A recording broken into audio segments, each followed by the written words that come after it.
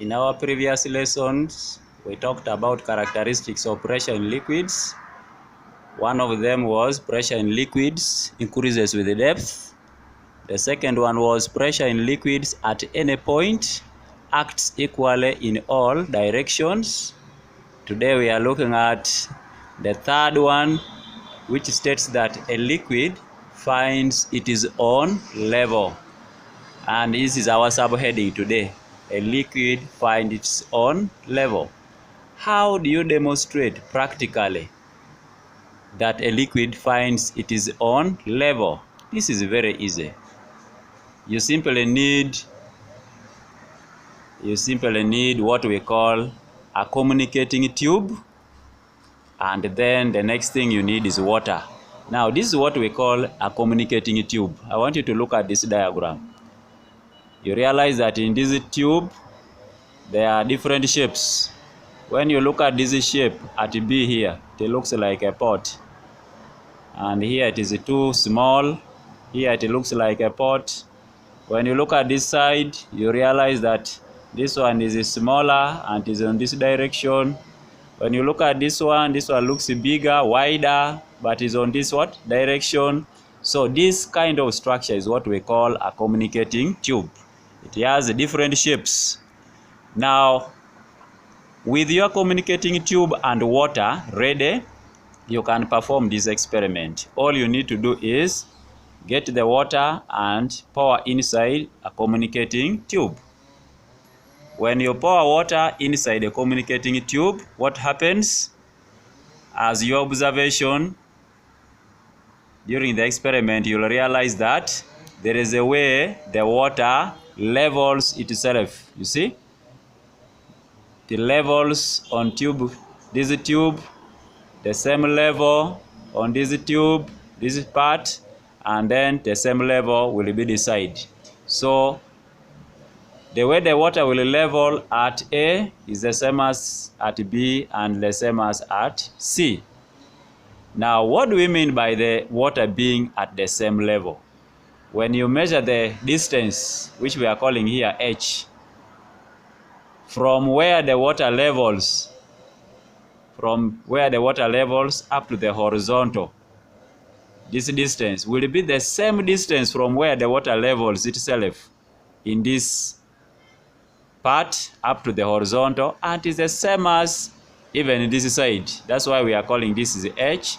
So this is also H, and this is what? H, which means the way the water levels itself here will be the same as here, it will be the same as there. So the water levels itself, and that's why we are saying a liquid finds its own level. Now, with that observation, you should of course be able to conclude that a liquid levels itself. Now, as I have just explained, all you need is to get a liquid, for example water, and what do you do to this liquid? You pour inside a communicating tube. So a liquid like water is poured in a communicating tube, and what do you observe? The liquid surfaces at A, B, and C, all of them at the same height h from the horizontal, are at the same level. You see? The way the liquid will level itself in such a way that the level at C is the same as the level at B and the same as the level at what? A.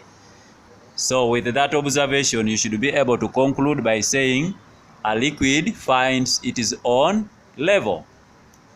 Now, on top of this, I want you also to note the following.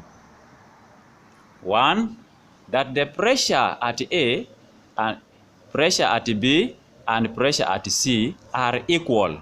Why do you think that pressure at A, pressure at B, and pressure at C are equal?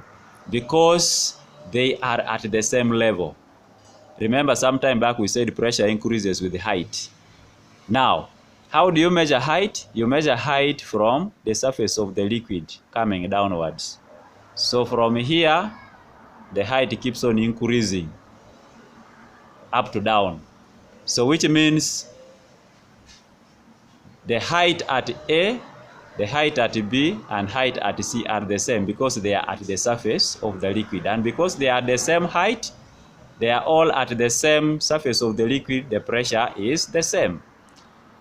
Next, I want you also to know that the pressure at D is greater than pressure at A, pressure at B, and pressure at C. Remember we said pressure at A, B, and C are the same.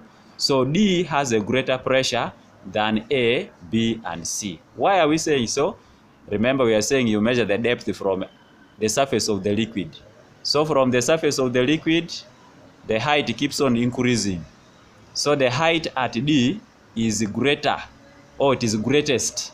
So for that reason, the pressure at D is greatest, because pressure increases with the height. So the height at D is greatest, making its pressure also to be greater than pressure at A, pressure at B, and pressure at C.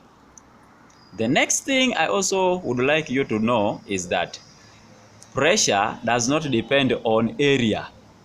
When you look at the shape of this, the area for this, and the area for this, and then the area for this, they are different.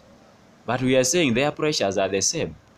This one, and this one, they have different areas, but they have the same pressures. The pressure at C, pressure at B, and pressure at A are the same, which means the pressure does not depend on area. And lastly, pressure does not depend on the shape of the container. You see, this one has a different shape, this one has a different shape, this one also has a different shape, but the pressures are equal.